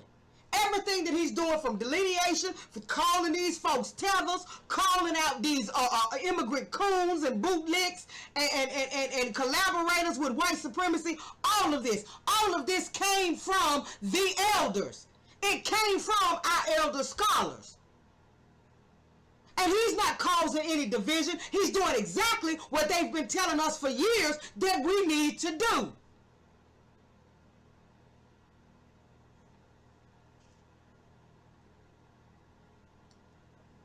I want y'all to hear that again. With black folk, then you give the white society a justification to say we don't owe black folk anything, because you see the blackness that's made, the blackness, black people's blackness is more than just color. It is their heritage, it's their history, it's their code of conduct, and more importantly, it is their badge of honor, and it's what it symbolizes the indebtedness that this country has to them. This country does not have an indebtedness to people coming from Africa. They don't have an indebtedness to people coming in from the Bahamas. If you lump black folk in there, you deprive black folk of the benefit, the debt that's owed them. Don't do that. You are spitting fight. And yes, this whole, because there are different segments to this video, so this whole video will be linked down in the description box. But this is our elder, Dr. Claude Anderson. He has been working on reparations for what, 50, 60 years now? Now tell me what he's saying that's any different from what Tariq is telling us, from what Tariq has been teaching us, from what all of the new black media has been teaching us. Tell me how Tariq and the rest of the new black media is telling us anything different than what we just heard Professor James Smalls say. Let's go back to it. Let me ask you this question, brother. You are always in Africa on the regular. I don't see them participating in our movement. Let me finish. You got the African Day Parade. You don't see the Africans. You got the festival that be going on in Brooklyn, the band festival, the African festivals. Where's the Africans at? When we doing our rallies and our marches, where's the Africans at on your side? Talk to us really about that, man. See, let me tell you something. We think slavery in America was something. Slavery in Africa is still in force. You talking about deaf, blind, and dumb. Don't confuse it because somebody got on some printed cloth that's printed in Holland or India that you're looking at an African cultural expression. That's not an African cultural expression. That cloth was printed in a European country and then sold to Africans. And they've accepted that as their cloth. You understand what I'm saying? Just that piece. Now, they do speak the language, but they know less about their history than you and I do. So you've got a deaf, blind, dumb, backwards person speaking an African language, coming from the African country, came here to be a parasite on their own people with no respect for themselves as human beings, and then because they speak a language trying to make you play you off like they got something culturally that you don't have. The most culturally enforced African in the world is the African American. And ain't that what they do? They play us off like we don't know where we came from. Like we don't know who we are. Hold on a minute. Let me see if I can find it. Y'all got to hold on a minute and let me see if I can find it.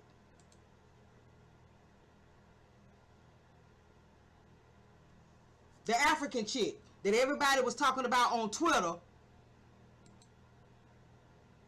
that was talking about the one thing that she thinks she got that African Americans don't have is she know where she came from. Hold on, let me see if I can find it.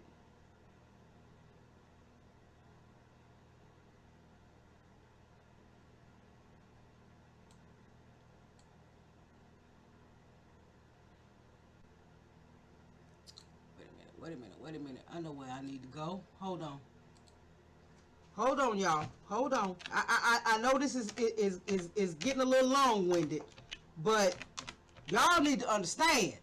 Y'all need to understand. We ain't finna play these games. We're not finna do this. We're not finna play these games. And whoever is trying to cause the friction between Professor James Smalls and Tariq and whatever agenda is behind that, we got to call it out. You understand what I'm saying? We can't be quiet about that. We got to call that out because there's obviously something going on there. Hold on. Let me see if I can find what I'm looking for.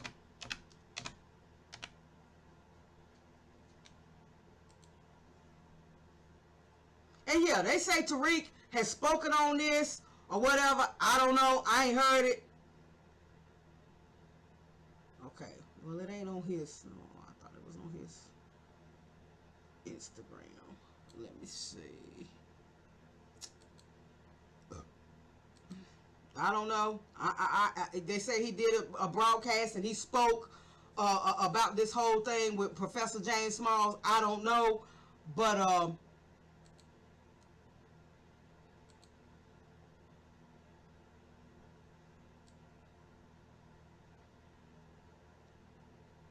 I know I needed to speak on it.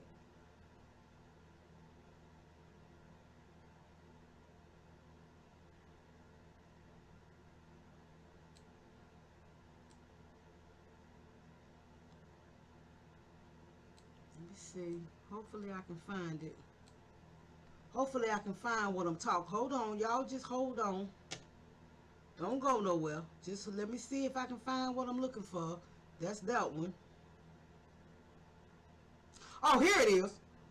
Oh, yes, here it is. And I want y'all to listen to this very carefully because it goes directly to what to what Professor James Small was just saying in that clip about them. They'll come over here just because they speak the language, and they'll come over here being a parasite on us, and then try to make us feel like just because they speak the language that they culturally are above us, and they know something that we don't know. So just listen. Let me get back to the beginning of this.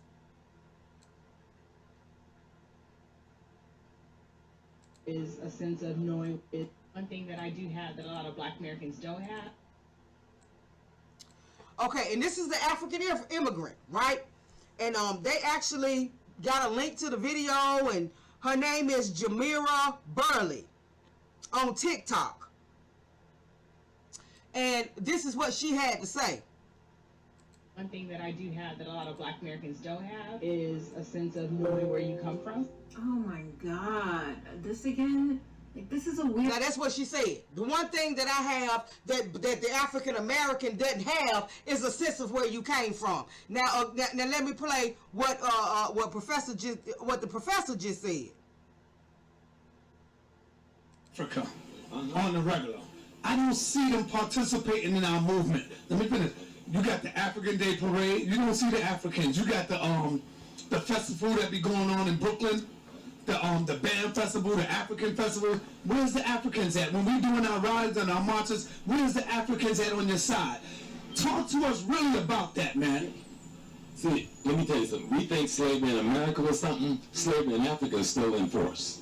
You talking about deaf, blind, and dumb? Don't confuse it because somebody got on some printed cloth that's printed in Holland or India that you're looking at an African cultural expression.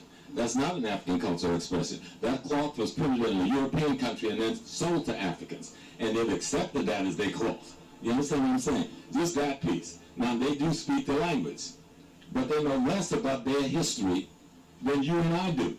So you've got a deaf, blind, dumb, backwards person speaking an African language, coming from the African country, came here to be a parasite on their own people with no respect for themselves as human beings, and then because they speak a language, try to make you play you off like they got something culturally that you don't have. The most culturally enforced African in the world is the African American. So you heard what he said. They come over here to try to play you just because they speak the language. They come over here to try to play you off like they have some kind of cultural superiority to you that they really don't have. And that's exactly what she just spoke. Like she has some kind of cultural superiority to Foundation of Black Americans because supposedly she's supposed to know where she came from. Just listen again. One thing that I do have that a lot of Black Americans don't have is a sense of knowing where you come from. There you Oh go. my God. This again? Like, this is a weird flex. It's in the name. Black Americans, African Americans. We are from America. The vast majority of us can trace our ancestors back 5-6 generations. I don't know how far y'all expect us to go back in order for us to be able to hold on to some level of identity, as if Black Americans have not created and cultivated an entire culture that is consisted of people, food, music, entertainment that has transformed the world and influenced not just Black people in the diaspora, but also people all over the world. This is not the flex y'all keep thinking it is. And it's just cringy at this point. Like, what? One thing that I do have that You see? So we're delineating. We're doing what Dr. Claude Anderson been told us we needed to do. You understand what I'm saying? Okay, well, we're finally doing it.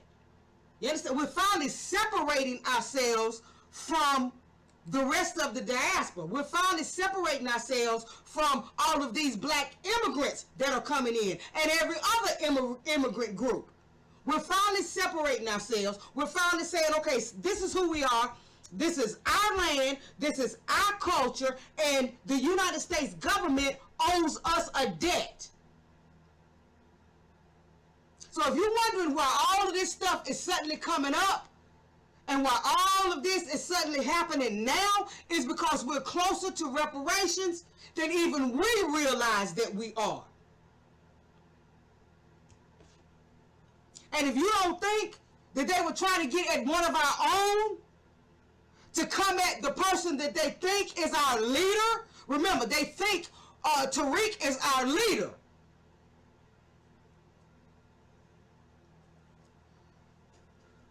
Why? Because they're too stupid to pay attention to what the man says himself. And he makes it clear he ain't nobody's leader.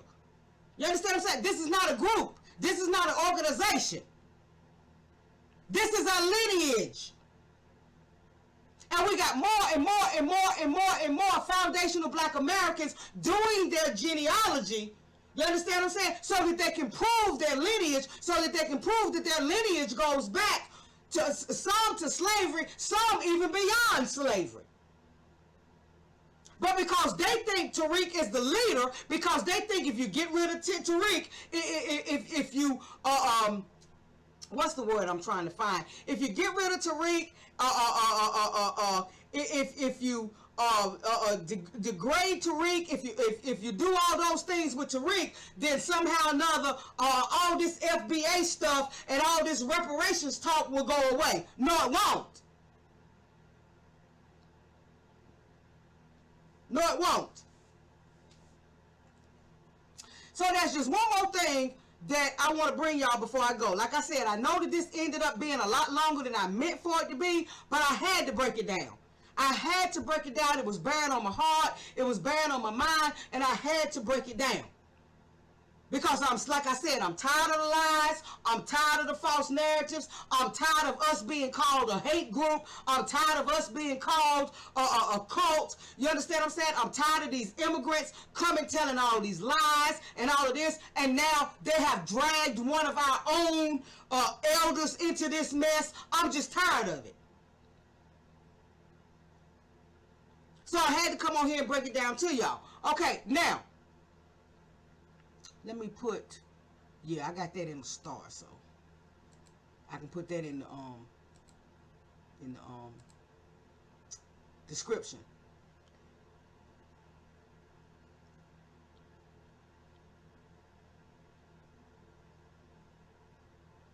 Where is it? Okay, and there's this, now this is Jason Black, the Black Authority, did an awesome 720-degree analysis of this report that just came out from Harvard University, right? And I will have his broadcast linked in the description box, because I'm not trying to redo his broadcast because I can't.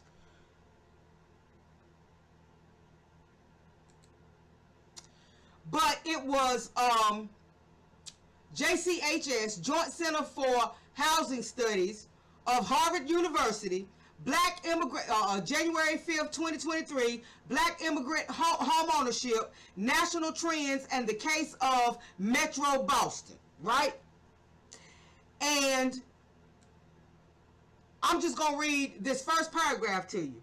Persistent racial and ethnic gaps in home ownership rates have recently led have led policymakers, that means the government, to create a range of programs and initiatives to expand and maintain Black home ownership.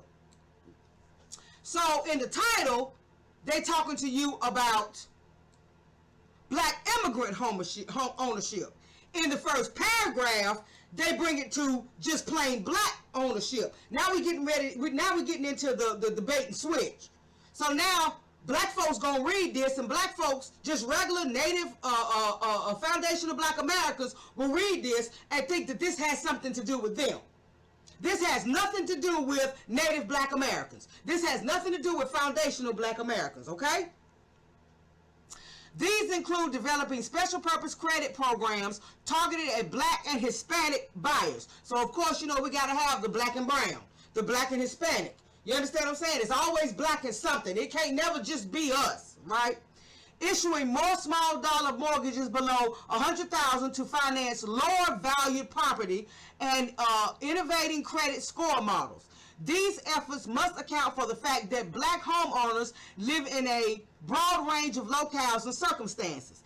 Indeed, the demographic composition of Black households has changed over the past few decades.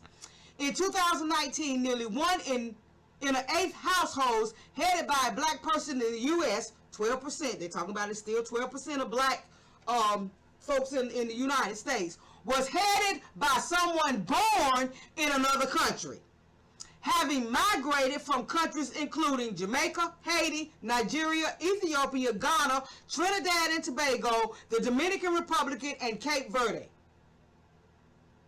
So that's where they start bringing in the Black immigrants. But y'all what y'all need to understand is a lot of these folks that they just named don't classify themselves as Black. Nigerians don't class themselves as Black. I don't think everybody from Trinidad and Tobago classifies themselves as Black, quote unquote. We know the Dominicans don't classify themselves as Black. No, I know Black. I'm Dominican, right? And these folks from Cape Verde, everybody from Cape Verde don't classify themselves as Black. But this is supposed to be about Black home ownership, okay? Just listen. As of 2019, 20 million households were headed by a Black immigrant in the United States. Okay? And that's that first paragraph, right? And listed down in the description box will be the entire report, not just the face of the report, but the entire report will be listed down in the description box so you can go and read it. Because in this entire report, all they talk about is Black immigrants. That's all they talk about. They don't talk about Black. They talk about Black immigrants, and they talk about what to do to bolster home ownership for Black immigrants. They talk about providing resources for Black immigrants to get into home ownership and all of that. Like I said, Jason Black's broadcast on this will be listed down in the description box because he can explain this a whole lot better than I can. But the one thing that I want y'all to hear is the very last paragraph of the conclusion, right? This is what I want y'all to hear, as far as I'm concerned, to show that there is this agenda, you understand what I'm saying, for Black immigrants to replace foundational Black Americans. And when you receive this, when you read this whole report, you'll see it clearly. Especially if you read it while you're listening to Jason's broadcast, okay? But just listen, this is the final paragraph of, well, it's the second to final paragraph of this report in the conclusion. Finally, these constraints and opportunities for black immigrant ownership play out geographically. Our case study of Massachusetts highlighted the mobility trajectories of immigrant groups in the Boston metro area towards emerging ethno-birds. So now they even giving them a name. Ethno-birds, right? These are these so-called suburbs where you have this influx of black immigrants, such as the suburban cities of Lawrence and Brockton, which are attracting a growing number of immigrants. These ethno-birds offer unique resources for immigrant households, such as schools prepared for teaching ESL speakers, stores, restaurants, and businesses catering to the taste and needs of the diaspora. Co-ethnic professionals such as housing brokers and community centers and churches where immigrants' native languages are spoken. At the same time, this concentration of black immigrant home buyers in only a few cities can be a sign of blocked opportunities elsewhere. Policy makers. So see, this whole report here is speaking to policymakers, speaking to the government, to those in power who make policy. So let's make these policies that are going to advance black immigrants.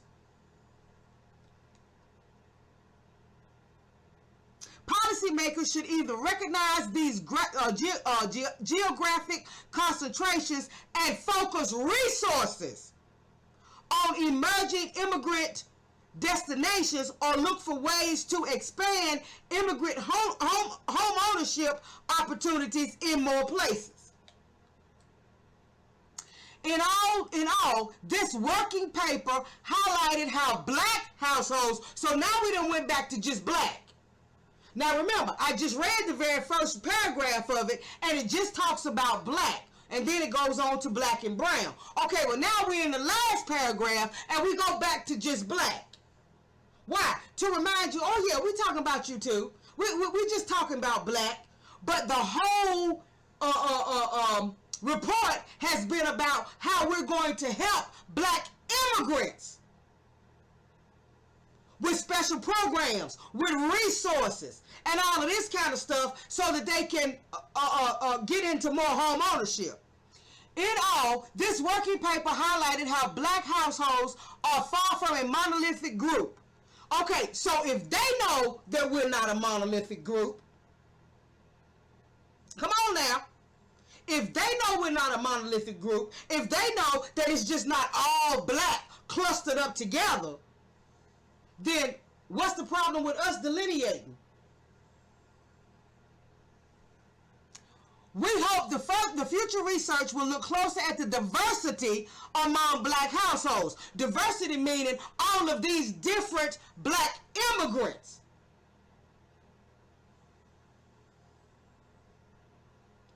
And further unpack the roles of place of birth, ethnicity, and migration histories to better understand challenges and opportunities for black ownership. They ain't worried about native blacks. This is all for black immigrants. Why? Because that's the agenda that's being pushed. Help these black immigrants. You understand what I'm saying? Advance these black immigrants. Give these black immigrants these positions of power and all of this kind. Let these black immigrants be the face of white supremacy. Let these black immigrants be the ones that say no to foundational black Americans. So now black immigrants are going to be the new buffer class against us foundational black Americans. Why? Because this reparations thing is getting out of hand. It's getting out of hand. You understand what I'm saying? And if these foundational black Americans get reparations, they're going to use it, most of them are going to use it to fight against white supremacy. So we need to advance. You understand what I'm saying? And we need to undergird and we need to lift up these black immigrants, because we already know that they ain't gonna fight. We already know they're not gonna stand against white supremacy.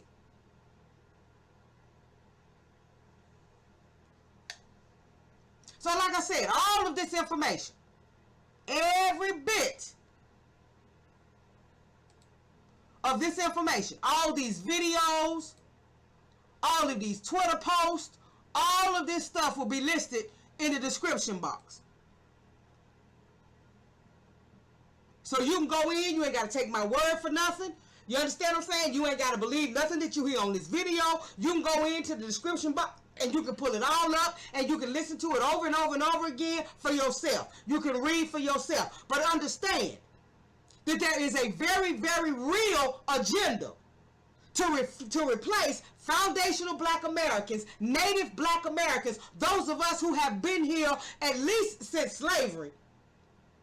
Many of us before then. There is a very real agenda to replace us with black immigrants who ain't gonna fight. Who ain't gonna fight white supremacy. Who ain't gonna go against the status quo. Who are going to do whatever it takes to protect the status quo. Why? Because they feel like they should be here. I mean, they feel like they owe America some debt for being here. Not us, the ones who made it possible for them to be here. Who paved the way for them to be here. Oh no, not us. We get all the disrespect.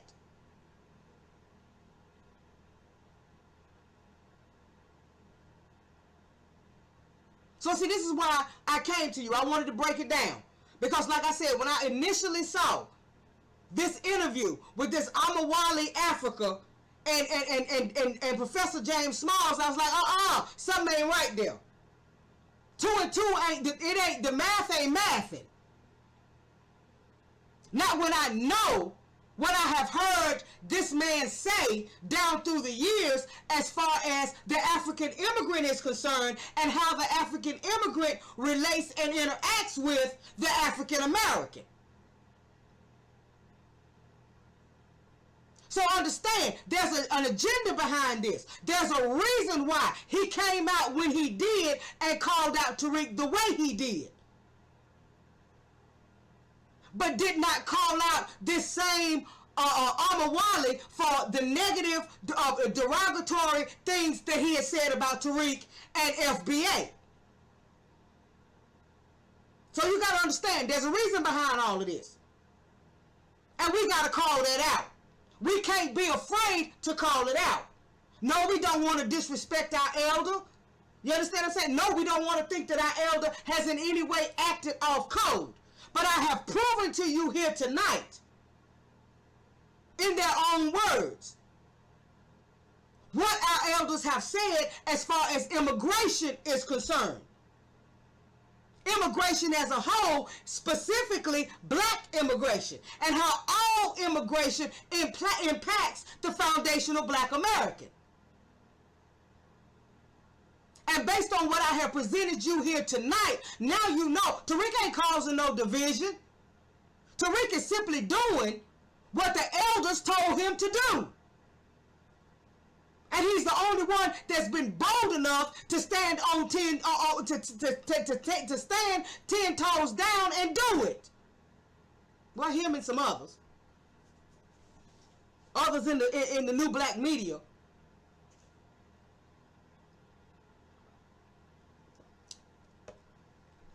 So no, I'm not going to sit back and watch a brother be slandered.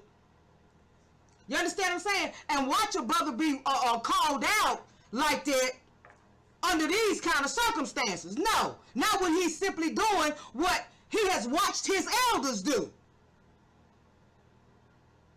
So you tell me, what would you rather be called? A tether or a parasite?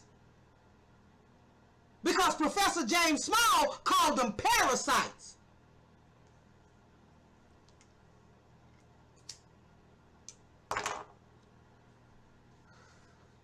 So like I said, y'all please like this video. Please share this video. Please have these conversations on and off social media. Friends, family, anybody who's willing to listen. Please subscribe to the channel. Hit that bell notification so you can be notified when we upload videos. Get down in that description box. You understand what I'm saying? Listen to this information. You understand? Listen to these videos for yourself. Like I said, the 3 videos that I found the most interesting from Tariq doing the review on the movie Us, and then Up. I'll have those 3 videos also linked in the description box. Go back, listen to Tariq. Listen to how he speaks about ADOS. Listen to how he speaks about foundational Black Americans. Listen to how he even speaks about Black immigrants. There's no hate there. There's no division there. And as I said, there will be these screenshots in the video that show that correlating tethers to immigrants didn't come from originally from Tariq. It might have been in his mind, but he wasn't the one that was saying it first. It was actually the folks in his chat that were saying it. Before he ever started using the word tether to speak on immigrants that were trying to undermine foundational Black Americans and undermine our reparations claim. Before he ever started doing that, there were actually folks in the comments that were saying it.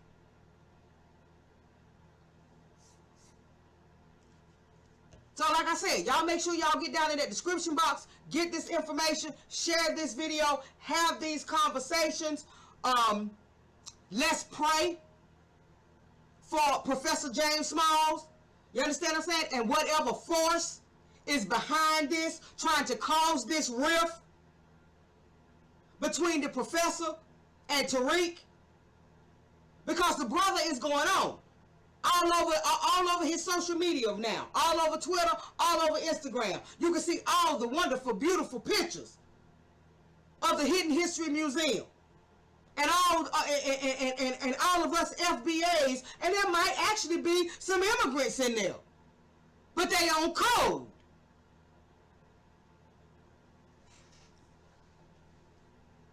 And the success of the Hidden History Museum. But understand that this, I don't know whether you want to call it an out-and-out attack or whatever you want to call it, this did not come as a coincidence. This did not happen as an accident. There are forces behind this that are pushing this agenda to use Black immigrants to replace and to silence foundational Black Americans. Okay? So, like I said, y'all give me a like. Please give me a like. You know, please put your comments down in the comment section. Be respectful. Put your comments down, because understand, I don't play that. I talk junk back. Okay? But the truth needed to be told. And this is the truth. Alright? Y'all stay safe. Y'all be smart. Keep your power tools at the ready. Keep your head on the swivel. Pay attention to what's going on. You understand what I'm saying? Try to figure out the scene behind the scene, because it's the scene behind the scene that's more important than what's seen. But most importantly, get on code and stay on code. Y'all have a good one.